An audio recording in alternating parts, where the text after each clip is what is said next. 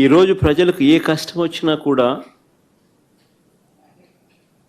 పలుకుతా ఉన్న పార్టీ కూడా ఒక వైఎస్ఆర్ కాంగ్రెస్ పార్టీ.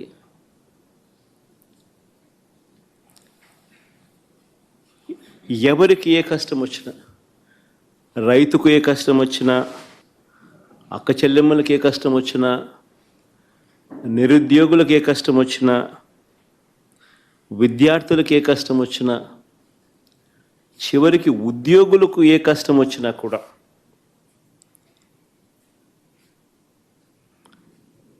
ఇదే కాక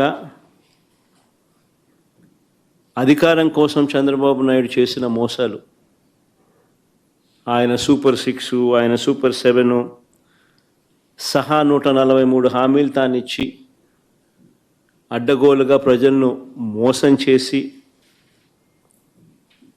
అడ్డగోలుగా తాను పరిపాలన చేస్తూ ఉన్న ఈ సంవత్సర కాలంలో తన మోసాలను ఎండకడుతూ తనను ప్రశ్నిస్తూ ఉన్న పార్టీ కూడా ఒకే ఒక్క వైఎస్ఆర్ కాంగ్రెస్ పార్టీ మాత్రమే.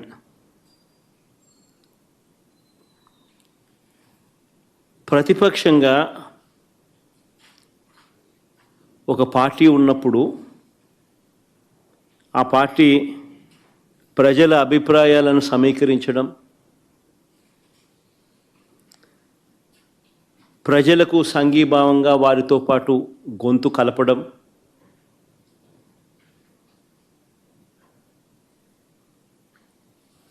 ప్రజలకు తోడుగా నిలబడడం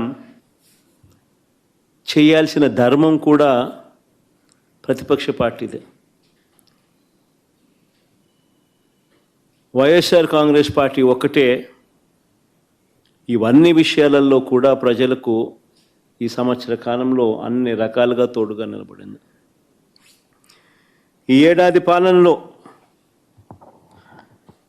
ప్రజలకు తానిచ్చిన ఏ హామీని కూడా చంద్రబాబు గారు నెరవేర్చకపోగా అన్ని రకాలుగా ప్రజలను ఇబ్బందుల పాలు గురి చేస్తూ ఉన్న నేపథ్యంలో రైతులకు సంబంధించి డిసెంబర్ 13, 2024 రైతు సమస్యలకు సంబంధించిన తాను ఎగరగొట్టిన రైతు భరోసా సొమ్మును డిమాండ్ చేస్తూ, రైతన్నలకు గిట్టుబాటు ధర రాని పరిస్థితిని రైతన్న తరపున లేవనెత్తుతూ, ఉచిత పంటల బీమాను తాను ఎత్తివేసిన పరిస్థితుల్లో తనను ప్రశ్నిస్తూ, సమయానికే ఇచ్చే ఇన్పుట్ సబ్సిడీని నీరుగార్చిన పరిస్థితిలో తనను ప్రశ్నిస్తూ రైతుల సమస్యల మీద డిసెంబర్ 13, 2024 అన్నదాతకు అండగా వైఎస్ఆర్సీపీ రాష్ట్ర వ్యాప్త ధర్నా కార్యక్రమానికి పిలుపునిచ్చి రైతులకు తోడుగా నిలబడింది. డిసెంబర్ 24 కరెంటు ఛార్జీల బాదుడుపై ఏకంగా 15,000 కోట్ల రూపాయల బాదుడు. ఎన్నికలప్పుడేమో కరెంటు ఛార్జీలు తగ్గిస్తానన్న ఈ పెద్ద మనిషి తగ్గించకపోగా ఎన్నికలు అయిపోయిన తర్వాత ఏకంగా సంవత్సర కాలం తిరక్క మునిపే ఏకంగా 15,000 కోట్ల రూపాయలు కరెంటు ఛార్జీల బాదుడు ఆయన బాదుతూ పోతే, ఆ కరెంటు ఛార్జీల మీద నిరసన తెలుపుతూ డిసెంబర్ 24 పోరుబాట నిర్వహించింది కూడా వైఎస్ఆర్ కాంగ్రెస్ పార్టీ.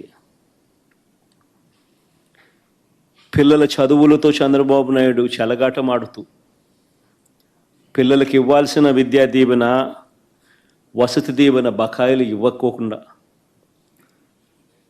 చివరికి ఆ పిల్లలు చదువులు ఆపేసి పనులకు పోతా ఉన్న పరిస్థితుల మధ్య ఆ పిల్లలకు తోడుగా నిలబడుతూ మార్చి 12 యువత పోరు పేరుతో ఆ పిల్లలకు తోడుగా ఉంటూ,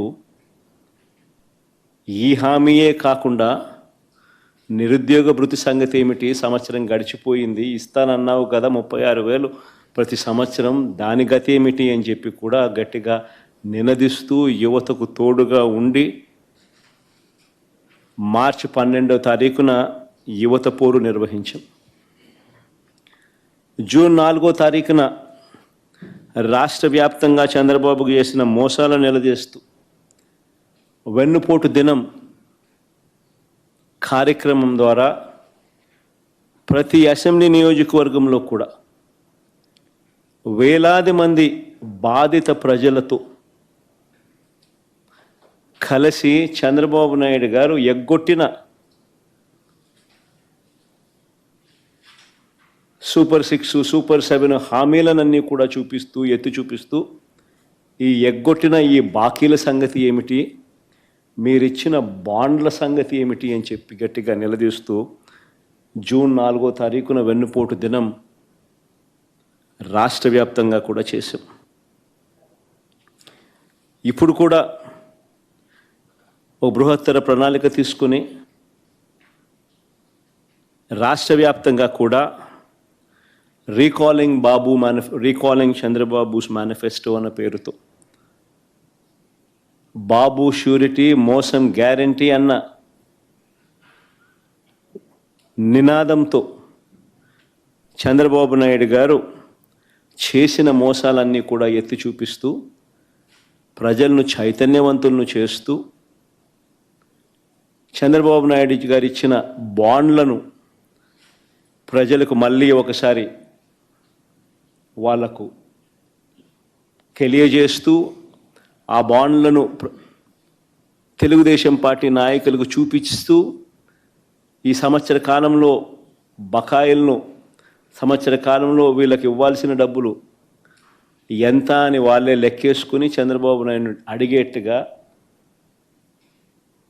గత సంవత్సరాన్ని అడిగేట్టుగా ఈ సంవత్సరం ఎప్పుడు ఇస్తామని చెప్పి నిలదీసేట్టుగా చంద్రబాబు నాయుడు గారి మోసాలను ఎత్తి చూపుతూ ఈ నెల జూన్ 25వ తారీఖున రాష్ట్ర స్థాయిలో నేను స్టార్ట్ చేస్తే నియోజకవర్గ స్థాయిలోనూ అద్భుతంగా ఈ కార్యక్రమం జరిగింది. ఇప్పటికే జిల్లా స్థాయి అయిపోయి ఇప్పుడు మండల స్థాయిలో కూడా జోరుగా ఈ కార్యక్రమం జరుగుతూ ఉంది. జూలై 21వ తారీఖు నుంచి గ్రామ స్థాయిలోకి కూడా ఈ కార్యక్రమాన్ని ప్రతి గ్రామంలో కూడా జరిగేట్టుగా, చైతన్యవంతులు చేసేట్టుగా QR కోడ్ వాళ్ళు డౌన్లోడ్ చేసుకుంటే చంద్రబాబు నాయుడు గారు గతంలో అన్న మాటలు, చంద్రబాబు నాయుడు గారు గతంలో ఇచ్చిన బాండ్లు, చంద్రబాబు నాయుడు గారి మేనిఫెస్టో, ఇప్పుడు చంద్రబాబు నాయుడు గారు చేస్తూ ఉన్న మోసం, చంద్రబాబు నాయుడు గారు ఎంత బాకీ ఉన్నాడు, చంద్రబాబు నాయుడు గారు మనకి ఎంత ఇవ్వాల్సింది అన్న అన్ని వివరాలతో ప్రజలే ఆ QR కోడ్ను డౌన్లోడ్ చేసుకుని వాళ్ళ ఫోన్లలో ప్రజలే తెలుసుకుని చంద్రబాబు నాయుడు గారిని గ్రామ స్థాయిలో నిలదీసేట్టుగా ప్రజలను చైతన్యవంతులు చేసే కార్యక్రమం చేస్తూ ఉన్నాం. ఇలా మేము చేసే ప్రతి పని కూడా ఒక కాస్ట్ అనేది, ప్రతి పనిలోనూ ఒక కాస్ట్ కనిపిస్తుంది. విశాల ప్రజా ప్రయోజనాలు కనిపిస్తాయి. ప్రజలకు సంబంధించిన ప్రతి అవసరము, ప్రజల తరపున వారికి సంబంధించిన ప్రతి అంశము లేవనెత్తే ఒక విశాల దృక్పథం, విశాల ప్రజా ప్రయోజనం కనిపిస్తుంది.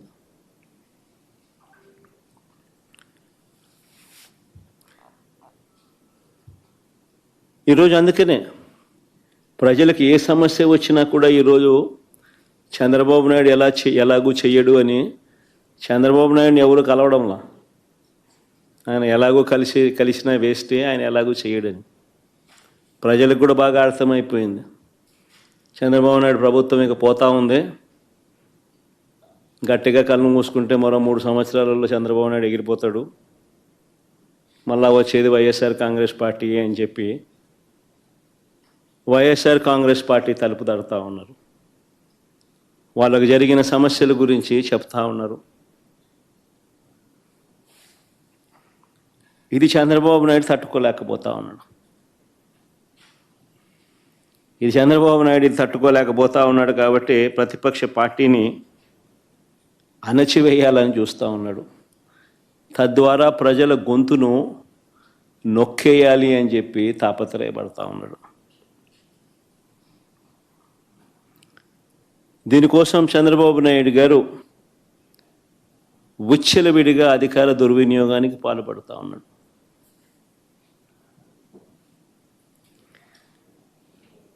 గతంలో పోలీసులు ఎలా ఉండేవాళ్ళు మా ప్రభుత్వ హయాంలో అని అంటే, అత్యుత్తమ పనితీరుతో, గతంలో పోలీసులు మా హయాంలో అత్యుత్తమ పనితీరుతో, సంస్కరణలతో,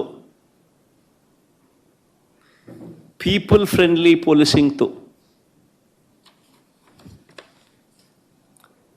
తలెత్తుకొని పోలీసులు పనిచేసే పరిస్థితులు గతంలో ఉండేటివి. స్పందన అనే కార్యక్రమం ఉండేది. ఆ స్పందన అనే కార్యక్రమంలో వైఎస్ఆర్ కాంగ్రెస్ పార్టీకి సంబంధించిన వాళ్ళ సమస్యల కన్నా తెలుగుదేశం పార్టీ వారికి సంబంధించిన సమస్యలు ఎక్కువగా పోలీసులు సాల్వ్ చేసేవాళ్ళు,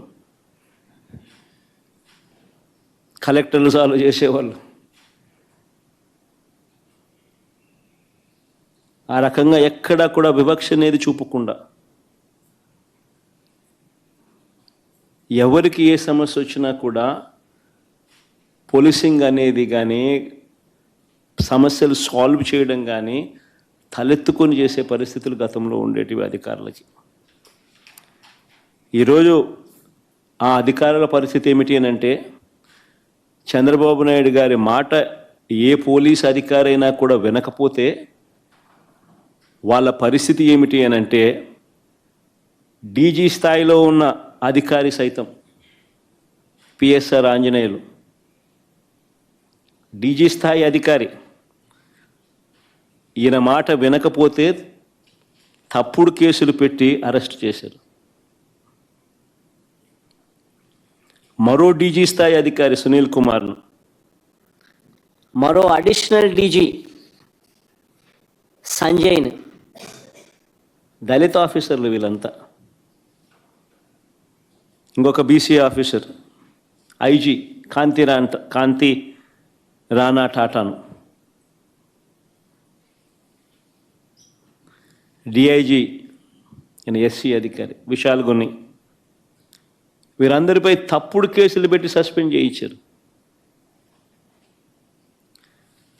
ఎందరో ఎస్పీ స్థాయి అధికారులపై తప్పుడు కేసులు పెట్టి విచారణ పేరుతో వేధిస్తూ ఉన్నారు.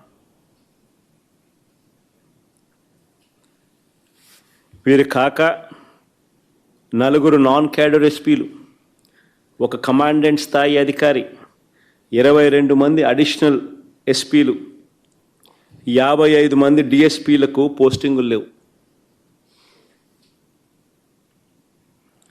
మరో 6 డిఎస్పీలు, 3 అడిషనల్ కమాండెంట్లు, 2 అసిస్టెంట్ కమాండెంట్లు కూడా హెడ్ క్వార్టర్లో రిపోర్టింగ్ చేయిస్తూ ఉన్నారు.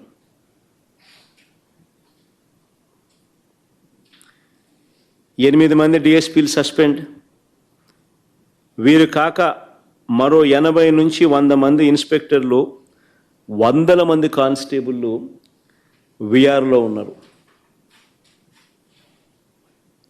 చంద్రబాబు నాయుడు గారి మాట ఎవరైతే వినరో వారి పరిస్థితి ఇది. రాష్ట్రంలో ఎంతటి దుర్మార్గపు పాలన నడుస్తూ ఉంది అని చెప్పడానికి ఇవన్నీ కూడా ఉదాహరణలు. కేవలం తన మోచేతి నీళ్లు తాగే అధికారాన్ని మాత్రమే తాను పెట్టుకొని వాళ్ళను కరప్షన్లో భాగస్వాములను చేసుకుని, ఈరోజు రాష్ట్రంలో పరిస్థితి ఏమిటి అని అంటే, డిఐజీ అనేవాడు మాఫియా డాన్. ఆ జోన్కు ఆయన కింద సిఐలు, ఓ డిఎస్పి, అదే ఆయన ఆర్మీ. ఆ నియోజకవర్గంలో జరిగే ఇసుక కానీ, నియోజకవర్గంలో జరిగే మద్యం కానీ, ఆ మద్యం బెల్ట్ షాపులు నిర్వహించాలన్నా దాని పర్మిషన్లు కానీ, ఆ నియోజకవర్గ స్థాయిలో ఏ పరిశ్రమ నడవాలన్నా కూడా ఎమ్మెల్యేకి ఇచ్చే కప్పం దాకా, ఆ నియోజకవర్గంలో ప్యాకాట క్లబ్బులు నడిపే విషయంలో కానీ, ఏ విషయంలోనైనా కానీ డిఐజీలు ఆధ్వర్యంలో సిఐలు డబ్బులు కలెక్ట్ చేస్తారు. వీళ్ళు ఎమ్మెల్యేలకు ఇస్తా ఉన్నారు రివర్స్.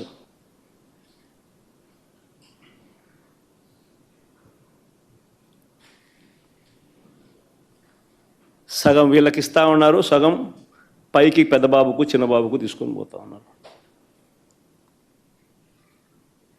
డిఐజీలతో నడిపిస్తూ ఉన్నారు కలెక్షన్ కార్యక్రమాన్ని.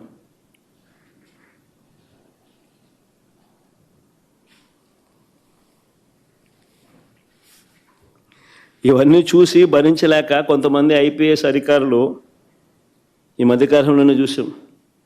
Siddharth Kaushal young IPS officer రాజీనామాలు చేసి వెళ్ళిపోతున్నారు వీఆర్ఎస్లు తీసుకొని. ఎందుకంటే ఆయన ఢిల్లీకి పోవడానికి రిలీవ్ చేయడు, ఎన్ఓసి ఇవ్వడు. సో ఇక్కడే ఉండి ఈయనతో వేధింపులు ఎందుకు అని చెప్పి ఏకంగా రాజీనామాలు చేసి వెళ్ళిపోతున్నారు వీఆర్ఎస్లు తీసుకొని.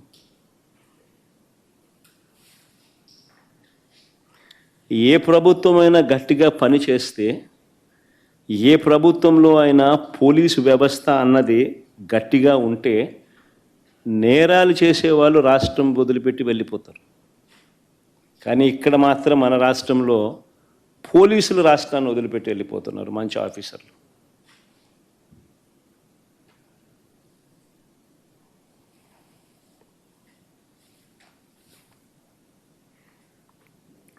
నేను అడుగుతా ఉన్నా, చంద్రబాబు నాయుడు గారు ఇన్ని సంవత్సరాలు 45 ఏళ్ళ ఇండస్ట్రీ అంటాడు, ఇన్ని సంవత్సరాల రాజకీయ జీవితం అంటాడు. నేను అడుగుతా ఉన్నా, చంద్రబాబు నాయుడు గారికి రాజకీయ పార్టీకి మౌలికంగా ఉన్న హక్కులు ఏమిటో చంద్రబాబు నాయుడు గారికి తెలియదా అని అడుగుతా ఉన్నా.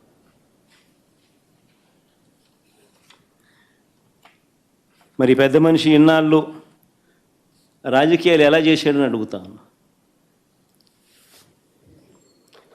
మీటింగులు పెట్టుకోవడము, ప్రజల దగ్గరకు వెళ్ళడము, ప్రజలను చైతన్యవంతులను చేయడము, ఇవన్నీ రాజకీయ పార్టీలకు ఉన్న హక్కులు కావా అని అడుగుతా ఉన్నా. ప్రభుత్వం ఏదైనా అన్యాయం చేసినా, ప్రభుత్వం వల్ల ఏదైనా నష్టం జరిగినా, ప్రభుత్వం ఏదైనా మోసం చేసినా ఆ ప్రభుత్వాన్ని ప్రశ్నించే హక్కు రాజకీయ పార్టీలకు లేదా అని అడుగుతా ఉన్నా.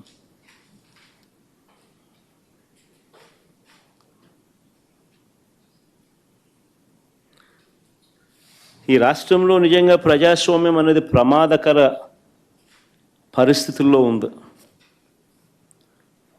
ఇది చెప్పడానికి నిన్నటి గుడివాడ ఘటనే ఒక కళ్ళ ఎదుట కనిపిస్తూ ఉన్న సాక్ష్యం. నిన్న గుడివాడలో అక్కడి స్థానిక జెడ్పీటీసీ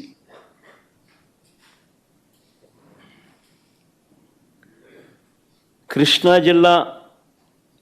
జిల్లా పరిషత్ చైర్పర్సన్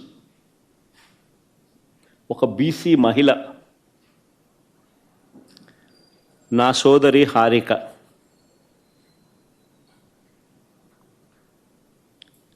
ఈ టీడీపీ సైకోలు అనాలనో, చంద్రబాబు నాయుడు గారి సేడిజంలో భాగస్థులైన సేడిస్టులు అనాలనో కానీ, ఈ టీడీపీ సైకోలు కర్రలతో, రాళ్లతో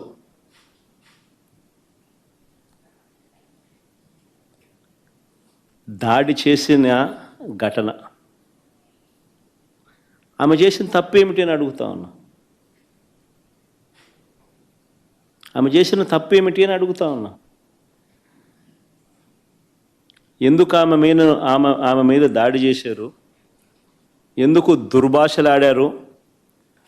ఎందుకు నోటుకొచ్చినట్టు అనరాని మాటలతో ఆమెను తిట్టారు అని అడుగుతా ఉన్నా.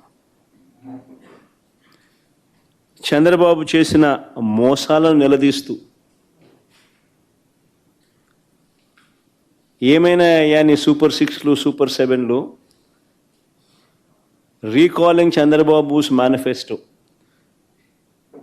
చంద్రబాబు నాయుడు గారి మేనిఫెస్టోను గుర్తు తెచ్చుకుంటూ అనే కార్యక్రమంలో పాలుపంచుకుంటూ చంద్రబాబు నాయుడు గారిని ఈ సంవత్సర కాలంలో జరిగిన నష్టం, మా ప్రజలకు, మాకు, మా వాళ్లకు ఇంత నష్టం జరిగింది అని చంద్రబాబు నాయుడు గారిని ప్రశ్నించే ఈ కార్యక్రమం ఏర్పాటు చేస్తే ఆ కార్యక్రమానికి వెళ్తూ ఉన్నాను. తప్పేముంది?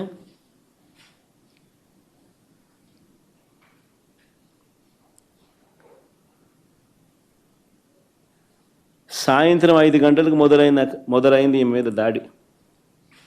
దారిలో పోతా ఉంటే కారును అడ్డగించినారు. 5 గంటలకు మొదలైతే 6:30 వరకు ఈ దారి కొనసాగింది. ఆమెను కారులో కూర్చోబెట్టి ఆమె భర్తను కారులో ఉంచి కారులో ఉండగా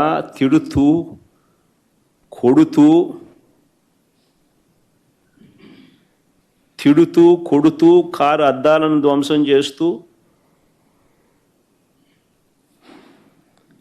ఆశ్చర్యం ఏంటంటే ఇవన్నీ పోలీసుల సమక్షంలోనే జరుగుతూ ఉన్నాయి. పోలీసులు ప్రేక్షక పాత్ర పోషిస్తూ ఉన్నారు.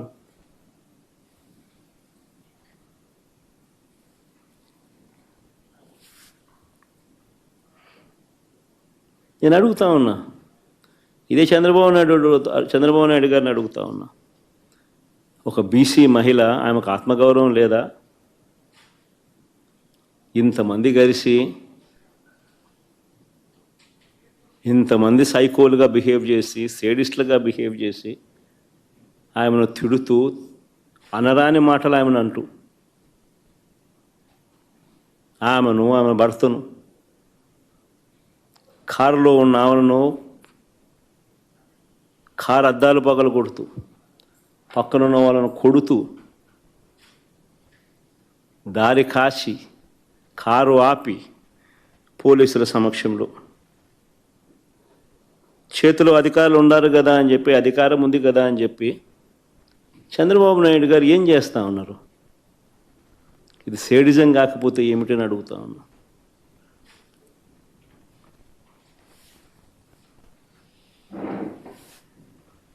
పైగా ఇంతటి హేయమైన దాడి చేసి, సిగ్గు లేకుండా దుర్భాషలాడి ఒక బీసీ మహిళను, నా చెల్లి హారికను పట్టుకొని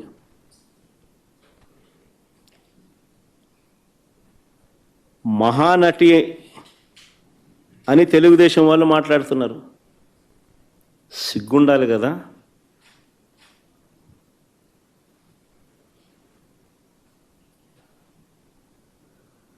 మీరు తప్పు చేసి అనకూడని మాటలు మీరంటూ కారద్దాలు పగులు కొట్టి దాడి చేసి ఆమెను మహానటి అంటారు.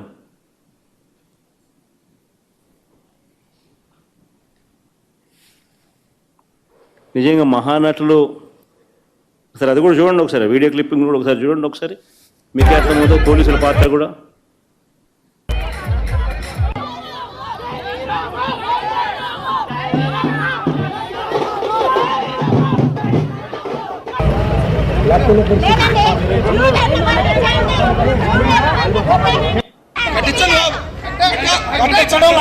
జరగాల్సిందే.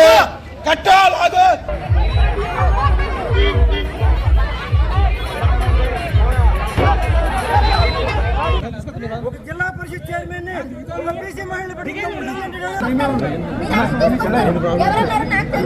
అలాగే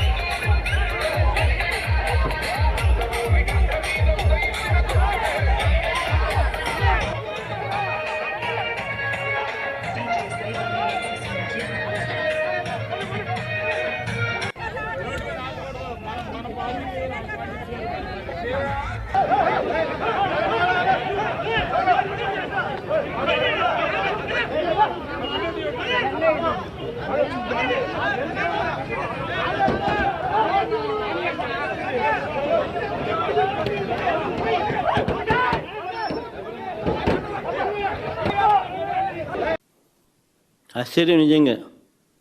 పోలీసుల దగ్గరుండి పోలీసుల ఆధ్వర్యంలో వాళ్ళ సమక్షంలో జెడ్పీ చైర్మన్ మహిళ, స్థానిక జెడ్పీటీసీ సభ్యురాలు పరిస్థితి అది.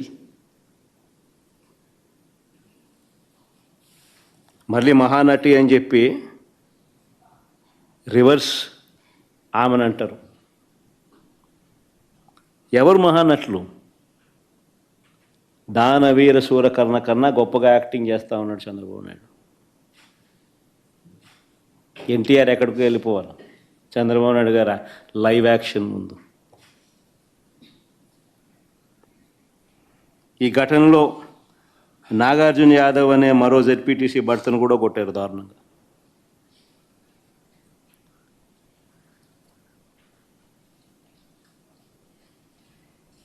ఆశ్చర్యం ఏమిటంటే ఇంత దారుణంగా హారికను టీడీపీకి చెందిన సేడిస్టులు దాడి చేసినట్టుగా చాలా స్పష్టంగా వీడియోలు కనిపిస్తూ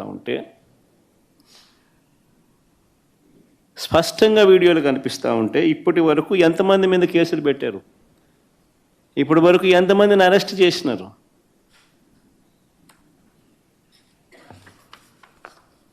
ఎవరిని అరెస్ట్ చేయాల?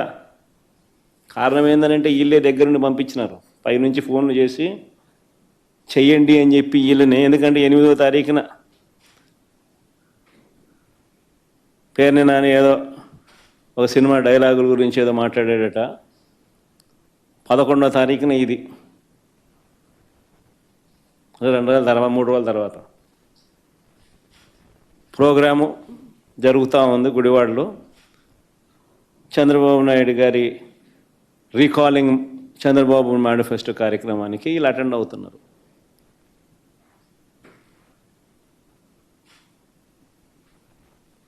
పథకం బన్ని దారి గాసి పోకమునిపే దారిలో ఏం చేస్తూ ఉండరు? ఆశ్చర్యం ఏంటంటే కళ్ళ ముందర కనిపిస్తూ ఉన్న ఈ వీడియోని పక్కన పెట్టి హారిక భర్త రాముపై తప్పుడు కేసు పెట్టినారు. హారిక భర్త రాము తన కారుతో గుద్దాడని. మీరే ఇంతకుముందు వీడియోలు చూశారు. హారిక అండ్ రాము వెనక సీట్లో కనిపిస్తూ ఉన్నారు, ముందర సీట్లో కాదు, వెనక సీట్లో కూర్చొని ఉన్నారు వాళ్ళిద్దరు. హారిక జెడ్పీ చైర్మన్ అంటే గవర్నమెంట్ కారు, అది డ్రైవర్ గవర్నమెంట్ డ్రైవరు, గవర్నమెంట్ ఉద్యోగి, గవర్నమెంట్ కారు తోలుతూ ఉన్నారు. గవర్నమెంట్ కారులో గవర్నమెంట్ ఉద్యోగి తోలుతూ ఉన్న కారులో వీళ్ళు వెనకాల సీట్లో కూర్చొని ఉన్నారు. రాము గుద్దాడు అని చెప్పి కేసు, రాము మీద తప్పుడు కేసు.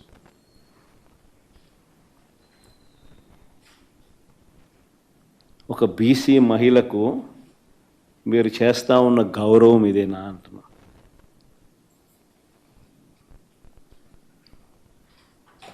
మళ్ళీ వీళ్ళు బీసీల గురించి మాట్లాడతారు. సిగ్గుండాలి, ఎడన పోయి దుంకి సావాలి వీళ్ళంతా పోయి.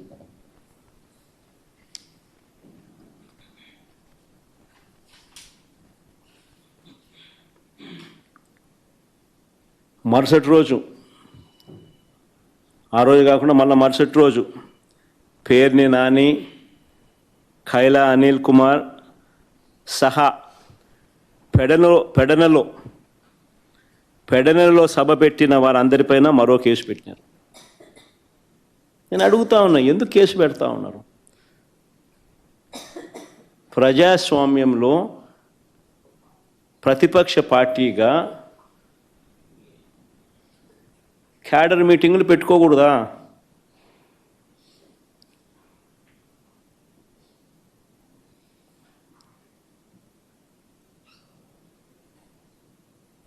చంద్రబాబు నాయుడు గారు చేసిన మోసాలను ఆ క్యాడర్ మీటింగ్లో ప్రస్తావిస్తూ బాబు ష్యూరిటీ మోసం గ్యారంటీ రీకాలింగ్ చంద్రబాబుస్ మేనిఫెస్టో అని చెప్పి క్యూఆర్ కోడ్ రిలీజ్ చేయకూడదా?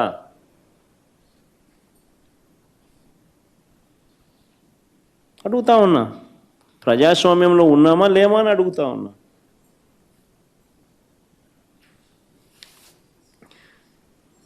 దాడుల నుంచి పోలీసులు రక్షించడం పక్కన పెడితే, పోలీసుల సమక్షంలోనే దాడులు జరుగుతూ ఉన్నది కంటికి కనిపిస్తూ ఉంటే,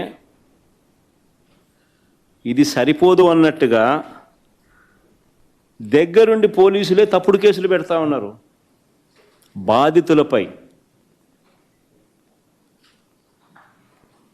ఇది ప్రజాస్వామ్యమేనా అని అడుగుతా ఉన్నా.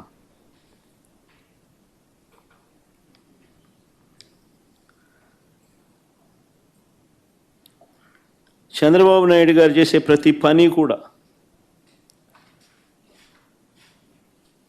టాపిక్ డైవర్ట్ చేసి ఆలోచనలతోనే చేస్తాడు. నా పర్యటనలో కూడా, ఈ మధ్య జరిగిన నా పర్యటనలు కూడా మీరు గమనిస్తే, నా ప్రతి పర్యటన కూడా టాపిక్ డైవర్ట్ చేసేందుకు ఉద్దేశపూర్వకంగా తానే గందరగోళాన్ని సృష్టించడం, ఉద్రిక్తతలను తానే రెచ్చగొట్టే కార్యక్రమం చేయడం కోసం ప్రయత్నం చేయడం, ఇలాంటి కుట్రలే కనిపిస్తాయి. నా పర్యటనలు అయిపోయిన తర్వాత పోలీసుల ద్వారా చంద్రబాబు నాయుడు గారి దగ్గరుండి తప్పుడు కేసులు పెట్టించడం, ఇవన్నీ కూడా దీనికి ఉదాహరణలే. మిర్చి ధరలు దారుణంగా పడిపోయిన నేపథ్యంలో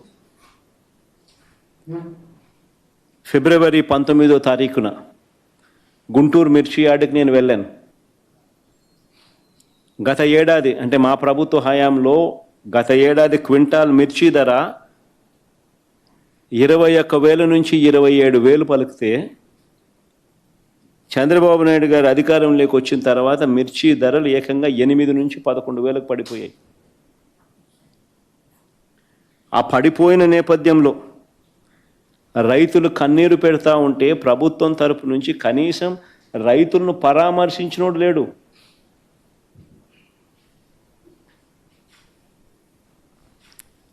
ఆ రైతులకు తోడుగా సంఘీభావంగా మద్దతిస్తూ ఆ మిర్చి యార్డుకు పోయింది జగనే.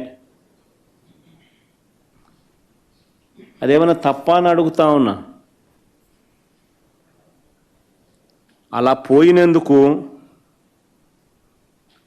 పోలీసులను సహకరించద్దు అని చెప్పి జెడ్ ప్లస్ కేటగిరీ సెక్యూరిటీ గ్రహీత అయిన నాకు పోలీసును విత్డ్రా చేసినాడు. అంటే ఆయన 3 వచ్చినప్పుడు police Z plus category security ఇస్తాడు, ఆయన 3 రానప్పుడు జెడ్ ప్లస్ కేటగిరీ సెక్యూరిటీని విత్డ్రా చేసుకుంటాడు.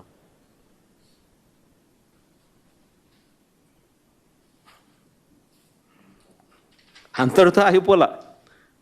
చంద్రబాబు ఆదేశాలతో ఆ రోజు ఒక్క పోలీసు కూడా సహకరించకపోగా తిరిగి మాపైన కేసు పెట్టినారు.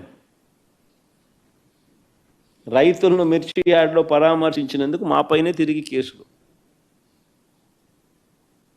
రైతులకు సంఘీభావం తెలిపినందుకు మాపైనే తిరిగి కేసులు. మళ్ళీ ఏప్రిల్ 8, ఫిబ్రవరి 19, మళ్ళీ ఏప్రిల్ 8, 2025 సత్యసాయి జిల్లా రామగిరి మండలంలో రాఫ్తాడ్ నియోజకవర్గం, అక్కడి స్థానిక ఎమ్మెల్యే చేతిలో హత్యకు గురైన మా పార్టీకి చెందిన బీసీ నాయకుడు కురుబలింగయ్య, ఆ కుటుంబాన్ని పరామర్శించేందుకు నేను రాఫ్తాడ్ వెళ్ళాను. హెలిప్యాడ్ వద్ద సరైన భద్రత లేదు. జనం తాకిడితో హెలిప్యాడ్ విండ్షీల్డ్ దెబ్బతినింది. తిరిగి మనపైనే తప్పుడు ప్రచారం చేశారు.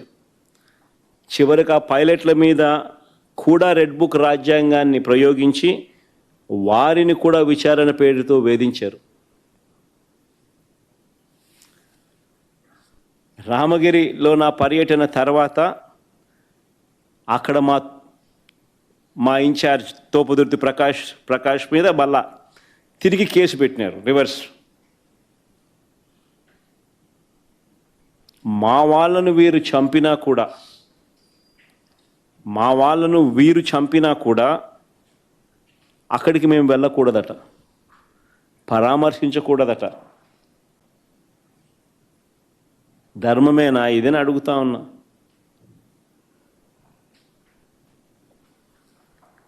జూన్ 11న ప్రకాశం జిల్లా పొదిలి ధర లేక ఇబ్బంది పడతా ఉన్న పొగాకు రైతులను వారికి సంఘీభావంగా పొదిలికి నేను పోయినా. పొగాకు రైతు హైగ్రేడు గత సంవత్సరం 360 రూపాయలు ఉంటే ఏకంగా 220 రూపాయలకు పడిపోయింది. లో గ్రేడ్ గత ఏడాది అంటే నేడు సంవత్సరం వైఎస్ఆర్సీపీ ప్రభుత్వ హయాంలో ఉండగా 240 ఉంటే లో గ్రేడ్ అది 160కి పడిపోయింది. కొనే నాతుడు లేడు, పడిపోవడం ఒక ఎత్తు, కొనే నాతుడు లేడు.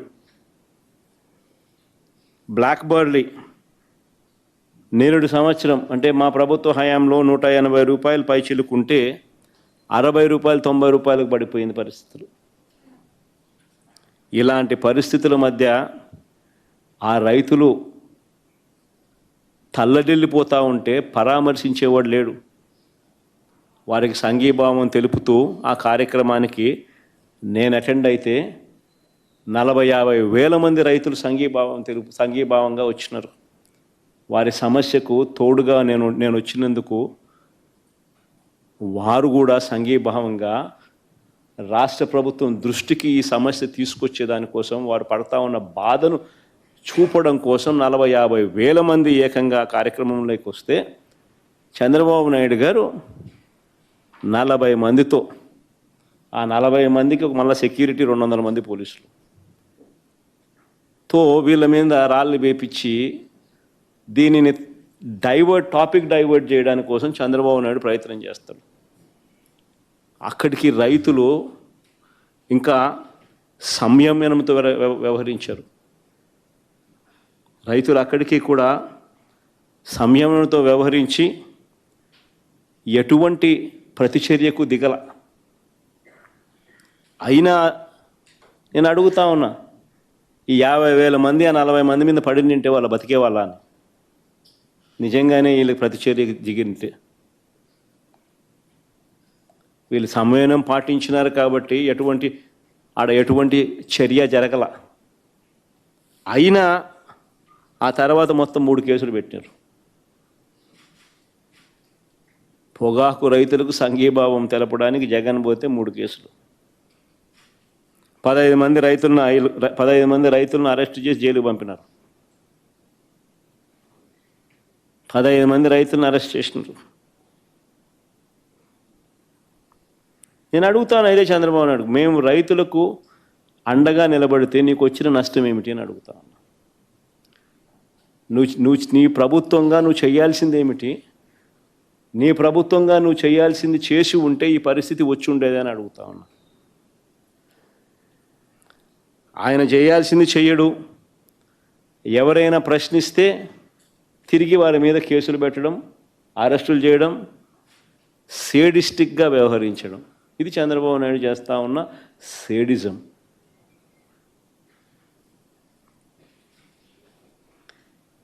గత ఏడాది పోలీసులు వేధింపులకు గురై ఆత్మహత్య చేసుకున్న మా పార్టీ నాయకుడు కుటుంబాన్ని పరామర్శించేందుకు జూన్ 18వ తారీఖున పల్నాడు జిల్లా సత్తెనపల్లి నియోజకవర్గంలోకి రెంటపాల గ్రామానికి నేను వెళ్ళా. ఆ ప్రోగ్రాంకు చంద్రబాబు నాయుడు గారు చేసిన రభస అంతా ఇంత కాదు. నాకు ఆశ్చర్యం అనిపించింది అసలు చంద్రబాబు నాయుడు గారిని చూసినప్పుడు, ఆలోచన చేసి చూసినప్పుడు. నా కార్యక్రమానికి ఎవరిని రాకుండా అడ్డుకునే ప్రయత్నం ఆశ్చర్యం అనిపించింది. వస్తే ఈయనకి బాధ ఏమిటి అని. ఈయన కార్యక్రమాలకు మనుషులు ఎవరు రాకపోతే అది ఆయన బాధ. ఎందుకు మనుషులు ఆయన కార్యక్రమానికి రావడం లేదంటే దానికి కారణం ఆయన చేసిన మంచి ఏది లేదు కాబట్టి. దాన్ని సరిదిద్దుకోకుండా ఆయనకు వ్యతిరేకత చూపిస్తూ, ఆయన మీద వ్యతిరేకత కనిపిస్తూ వేల మంది ఇటువైపున కార్యక్రమాలకు అటెండ్ అవుతా అంటే ఈయనకేం బాధ అని అడుగుతా ఉన్నా.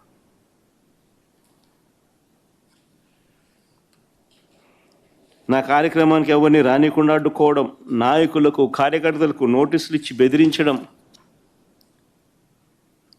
పోలీస్ స్టేషన్లలోనే ఇళ్లల్లోనే నిర్బంధించేట్టుగా చెక్ పోస్టులు పెట్టడం, లాఠీ ఛార్జీలు చేయించడం. సత్తెనపల్లిలో పొద్దున్నే టౌన్లో లాఠీ ఛార్జ్ పొద్దున్నే భయం పెట్టేందుకు నేను రాకమునిపే.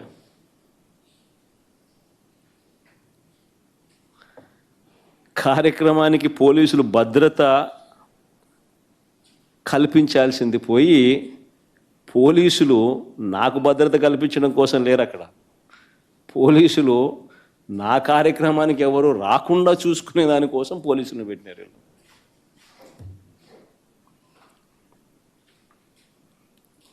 ఆశ్చర్యం కలిగించే విషయం. తర్వాత 5 కేసులు నమోదు చేశారు ఆ కార్యక్రమం అయిపోయిన తర్వాత.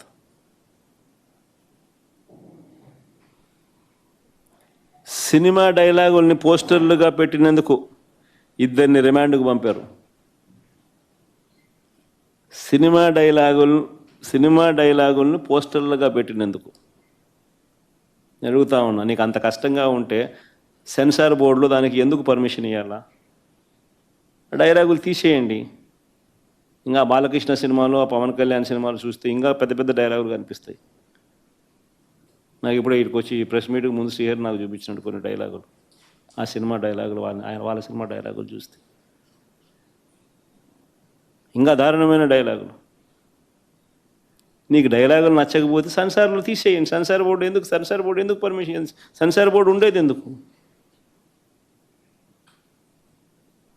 అంతేగాని ఆ సినిమా డైలాగులు సినిమా వచ్చిన తర్వాత, రిలీజ్ అయిన తర్వాత ఆ సినిమా డైలాగులు, ఆ సినిమాలో మంచి పాటలు ఉంటే ఆ మంచి పాటలు అవన్నీ న్యాచురల్గా ప్రసిద్ధి చెందుతాయి. ఆ సినిమాలో మంచి పాట ఏదైనా ఉంటే ఆ మంచి పాట పాడినా తప్పే అంటావు. ఆ సినిమాలో ఏదైనా మంచి డైలాగులు ఏదైనా వీళ్ళకి నచ్చితే ఆ నచ్చిన డైలాగులు వీళ్ళు పోస్టర్లుగా పెట్టినా తప్పే, వీళ్ళు మాట్లాడినా తప్పే, వాళ్ళు చేసిన యాక్షన్లు వీళ్ళు చేసినా తప్పే.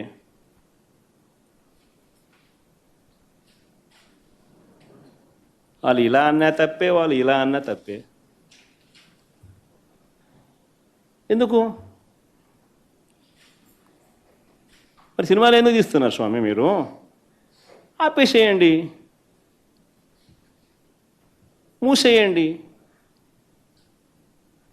ప్రజాస్వామ్యంలో ఉన్నామా లేదా అన్నది నిజంగా ఆలోచన చేసుకోవాలి మనం అంతా.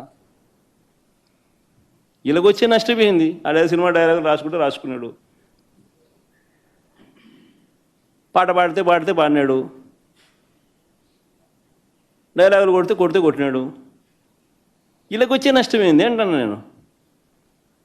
గుమ్మడికాయలు దొంగంటే భుజాలు తడుముకున్నట్టుగా ప్రతిదీ కూడా వాళ్ళు ఏమన్నా కానీ నిన్నే అన్నట్టుగా నువ్వెందుకు బాధపడతా ఉన్నావు?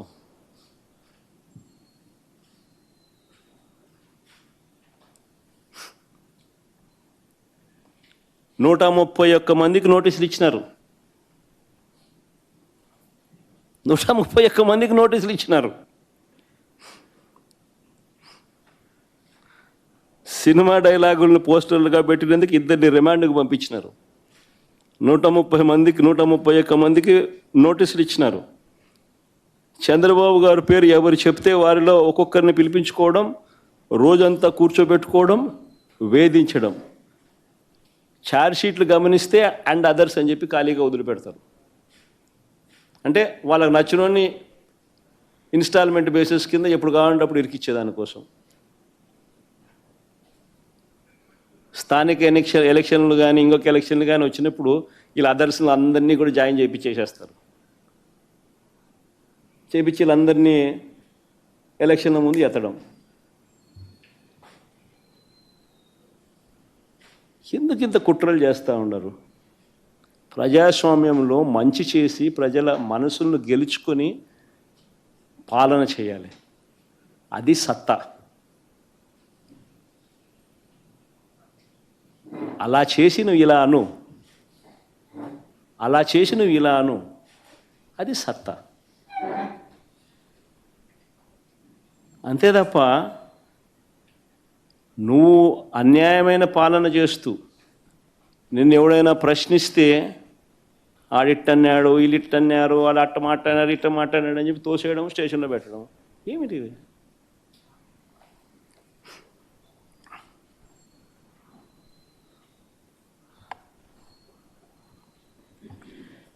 చివరకు పోలీసులు దారుణాలు నిజంగా ఏ స్థాయిలోకి వెళ్ళిపోయినారంటే, చివరికి పోలీసులు దారుణాలకు తన కొడుకును కోల్పోయిన వ్యక్తి, పోలీస్ అట్రాసిటీస్ వల్ల తన కొడుకు చనిపోతే ఆ చనిపోయిన ఆయన మా లీడరు,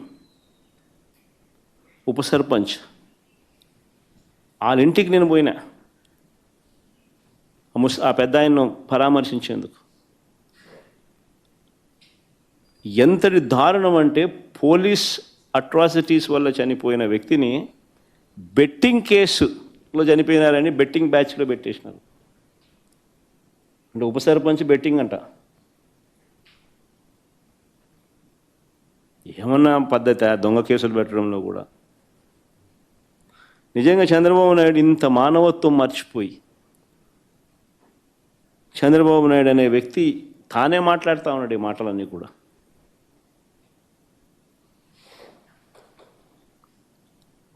మరో ఉదాహరణ, ధరలు లేక తీవ్ర కష్టాల్లో మామిడి రైతులుంటే, తీవ్రమైన కష్టాల్లో మామిడి రైతులుంటే, మామిడి రైతులకు సంఘీభావంగా జూలై 9వ తారీఖున చిత్తూరు జిల్లా బంగారుపాలెం నేను వెళ్ళా. ఇదే మామిడి రైతుల పరిస్థితి గత సంవత్సరం వైఎస్ఆర్సీపీ ప్రభుత్వం ఉన్నప్పుడు, గత సంవత్సరం తోతాపురి మామిడి గత సంవత్సరం 25 నుంచి 29 రూపాయలు కేజీ. ఈ సంవత్సరం చంద్రబాబు నాయుడు ముఖ్యమంత్రి అయిన తర్వాత పరిస్థితి ఏమిటి అంటే 2.5-3 రూపాయలకు పడిపోయిన పరిస్థితులు.